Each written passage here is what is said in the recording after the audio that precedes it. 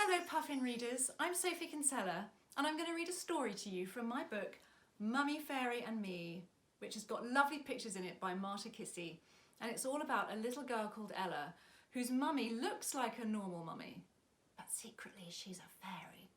Only nobody's allowed to know, it's a big secret. And the other thing you need to know about Ella's mummy is she's not very good at magic, but you'll find out about that. And I'm going to read you a story right now, which is called Get BETTERIDO, How Not to Cure Fairy Flu with a Bouncing Bed. One morning I went into Mummy's bedroom and stopped in shock. She had red spots all over her face and was blowing her nose. "Mummy," I gasped, "I think you're ill." "I know," said Mummy in a croaky voice. "I need some medicine." She tried all the different medicines in the cupboard, but nothing worked. At last, Daddy called the doctor. The doctor came and looked at Mummy's spots. He took her temperature and peered into her ears. "You have a very unusual kind of flu," he said. "You must rest, then you will get better." "Rest?" said Mummy. "Yes," said the doctor, "rest." Mummy doesn't like rest. She likes working hard and having fun and being busy. As soon as the doctor had gone, she got out of bed. Looking very wobbly, she stamped her feet 3 times, clapped her hands, wiggled her bottom and said, "Marshmallow," and poof, she was Mummy Fairy. But her wings are all dull and droopy and her crown didn't shimmer. "I'm going to cure myself with magic," she told Daddy and me. "I think that's a bad idea," said Daddy, looking alarmed. But Mummy Fairy pointed the computer wand at herself and pressed a code. Bleep, bleep, bloop. "Get BETTERIDO." We all waited, but Mummy Fairy's spots didn't go away, and her nose was still runny. Her wings drooped even further. "Do you feel any better?" asked Daddy. "No," said Mummy. "I don't know what's wrong. I'm going to look at the Fairy Doctor app." She started scrolling down her screen, searching for a spell. Just then, Granny came in. "Oh dear, you have fairy flu," she said as soon as she saw Mummy Fairy. "I'm afraid there is no spell for fairy flu. If you try to cure it with magic, you'll make it worse. You must drink lemon squash and rest. And you must definitely not try any more magic." "You probably need a good rest," said Daddy. "I don't want a good rest," said Mummy Fairy. "I want to get better." She looked very, very cross. "Toffee apple," she said, and went back to bed. After lunch, I went to see how Mummy was feeling. She was sitting up in bed all alone in her nightie, drinking lemon squash and reading her spell book.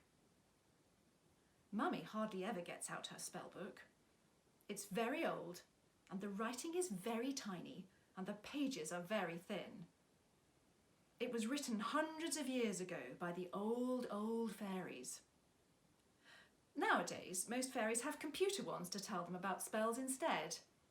But even so, every fairy has a spell book. I can't wait until I'm old enough to have one. "Why are you reading your spell book?" I asked. "Granny said you mustn't do any magic." But Mummy took no notice. "Here we are," she said. "I knew I'd find something. A spell to make you feel cooler. That's exactly what I need." She got out of bed, stamped her feet 3 times, clapped her hands, wiggled her bottom and said, "Marshmallow," and poof, she was a fairy. Then she pointed her computer wand at herself, pressed a code, bleep, bleep, bloop, and said, "Coolary-doo." At once, snow started falling on her head. "Oops," said Mummy Fairy. "I don't know how that happened. Stoppery-doo." She pointed the computer wand at herself, but the snow didn't stop. "Mummy Fairy," I said, "you'll freeze and your head will turn into a snowball. Shall I call Auntie Jo? Maybe she can cure you. No, said Mummy Fairy, looking a bit cross. I don't need Auntie Jo. I can do this myself. Mummy Fairy put on a woolly hat and flipped through the book. Let me try something else, she said. Here we are, a spell for strength. Strongery-doo. At once, Mummy Fairy's arms changed. They got big and muscly, like a champion weightlifter's. Oops, said Mummy Fairy. I don't know how that happened. I wonder how strong I am. She reached over and took hold of me with one hand, then lifted me up over her head. Help! I cried. I'm really super strong, said Mummy. Isn't that cool? I felt very strange, balanced on Mummy's hand, looking down at her head. Mummy Fairy, I gasped. I think you should stop doing magic. But I'm sure I can cure myself, she said, putting me down again. I just need to find the right spell. Look, here's a cure for spots. Spotsery-doo. She pressed a code on her computer wand. Bleep, bleep, bloop. And all her spots disappeared. There, said Mummy Fairy. You see? It worked. I knew it would. A moment later, the spots came back. But now they were bright green. They got bigger and bigger till her whole face was green. Oh dear, said Mummy Fairy. It didn't work after all. Now Mummy Fairy had muscly arms, a green face, and snow falling on her head. I didn't think she looked at all better. I sat down on the bed and said, Mummy Fairy, why don't you just rest, like Granny said? But Mummy Fairy wasn't listening. Here we are. She turned to another page in the spell book. A spell for feeling bouncy. That will make me stop feeling ill. Mummy Fairy pointed the computer wand at herself, pressed a code, bleep, bleep, bloop, and said, Bouncery-doo. At once, the bed gave a little bounce. I looked at Mummy Fairy, and Mummy Fairy looked at me. The bed bounced again. Oops, said Mummy Fairy. That's not what I meant by bouncy. The bed gave a bigger bounce, and I clung on to Mummy. Then it gave lots of bounces. Bouncy, bouncy, bouncy. It was going higher and higher, up to the ceiling and down again. I felt as if we were on a trampoline. Mummy Fairy, I cried, I think I'm going to fall off. Hold on tight, Ella, said Mummy Fairy. I'll try to stop it. Stoppery-doo. Stop, you silly bed. But the bed was still bouncing. All of a sudden, it gave a huge bounce and flew towards the window. The window was getting bigger and bigger. What's happening? I said. It must be part of the spell, said Mummy Fairy. Oh dear, hold on. We sailed through the window, then down to the ground, and bounce. We were outside, flying up into the air, then down again and bounce. The duvet was flapping. I could feel wind in my hair. I shouted, whee, as we shot up again. Then I started laughing because bouncing was fun.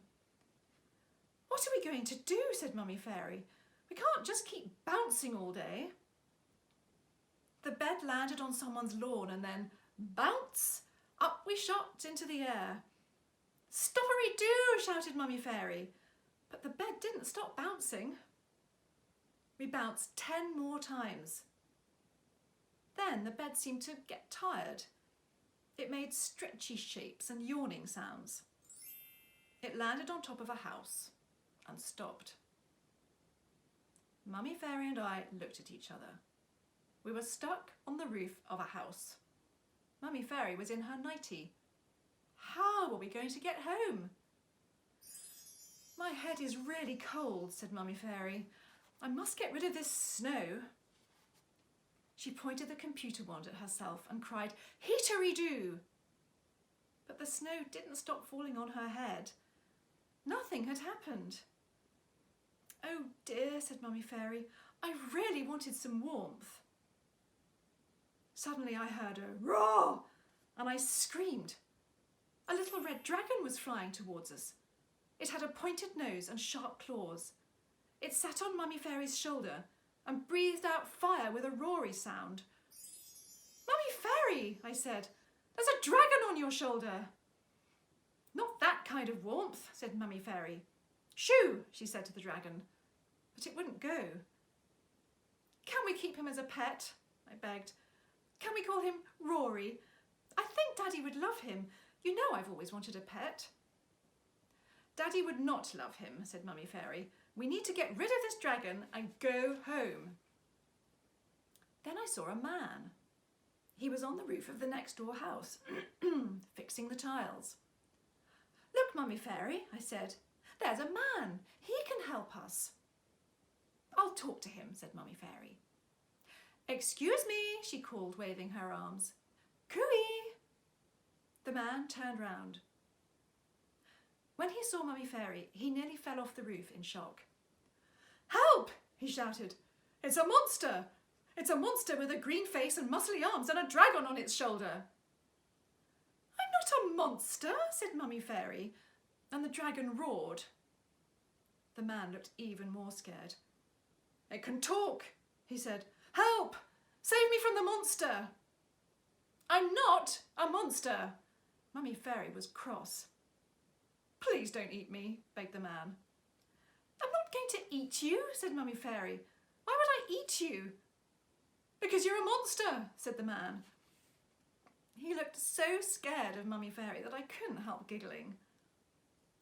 Just then, I heard a voice behind me. "And what exactly are you doing?"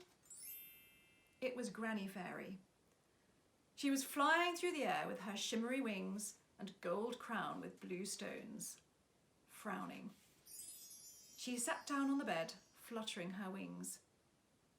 "It's a giant butterfly," said the man on the other roof. "Help! It's a giant man-eating butterfly!" "Stillery-do," said Granny Fairy, and the man went very still and quiet. Then Granny Fairy looked hard at Mummy Fairy. "Mummy Fairy," she said, "Daddy phoned me and said that you and Ella were missing. He was very worried, and now I am worried too. What are you doing out here? Why have you got a green face, muscly arms, falling snow, and a dragon on your shoulder?" Mummy Fairy looked ashamed. "I thought I might find a magic cure for fairy flu," she said. "There isn't a magic cure for fairy flu," said Granny Fairy. "I've already told you that. You just have to wait and be patient." "I don't like waiting and being patient," said Mummy Fairy. "I know," said Granny Fairy. "Nobody does, but that's life. Now, I will clear up all your silly magic mistakes for you. And I'm going to use fairy dust on all the people who saw your bouncing bed, so they will think it was a dream, including this poor man." She pointed to the man on the roof. "Thank you," said Mummy Fairy. "And in return, you must promise me you will drink lemon squash and rest," said Granny Fairy. "Then you will get better." "I promise," said Mummy Fairy. "Thank you." Then she looked at her muscly weightlifter's arms. "Do you think I should keep these?" she said. "They're so strong." "No," said Granny Fairy. "You wouldn't fit into any of your clothes." She waved her wand. I'll try that again.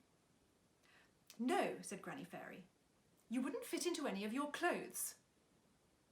She waved her wand and said, "Fixity-doo." A moment later, everything was right again. We were back in our house, on the bed. Mummy just had ordinary red spots like before, and normal arms, and no snow falling on her. And she was asleep. I looked around, but Rory the dragon was gone too. "Bye-bye, Rory," I said sadly. Then I put the spellbook away and crept out of the room. A week later, Mummy was better. Her spots were all gone.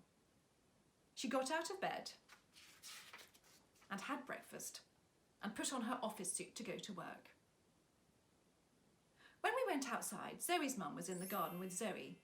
They were planting some bulbs. "I'm growing some daffodils," Zoe's mum told us. "They'll be very pretty. But it will take a long time. We must be patient." Then she sighed. "I don't like being patient." "Nor do I," said Mummy. "Waiting is so boring," said Zoe's mum. "Yes," said Mummy, "it is. But sometimes waiting is better than rushing, isn't it, Ella?" I thought about Mummy rushing to get better. I thought about her green spots, the snow, the bouncing bed, and the man who thought she was a monster. Then I smiled at her and said, "Yes, Mummy, sometimes waiting is better than rushing."